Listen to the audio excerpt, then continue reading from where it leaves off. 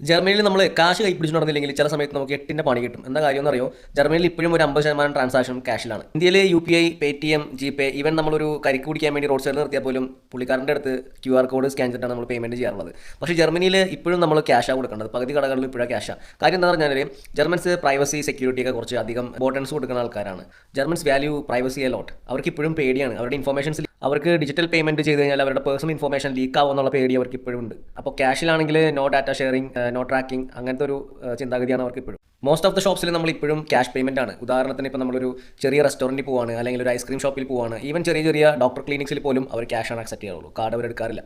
പെട്ടുപോണ സാഹചര്യങ്ങൾ എപ്പോഴാണെന്നൊക്കെ വെച്ചാൽ നമ്മളൊരു ചെറിയൊരു ഐസ്ക്രീം ഷോപ്പിൽ കയറിയിട്ട് ഐസ്ക്രീം കഴിച്ചിട്ട് എത്രയെന്ന് ചോദിച്ചു കഴിയുമ്പോഴേക്കും €2 എന്ന് പറഞ്ഞിട്ട് നമ്മൾ കാർഡ് കൊടുക്കുമ്പോൾ ഓൺലി ക്യാഷ് എന്ന് പറഞ്ഞു കഴിഞ്ഞാൽ പണി പാളും.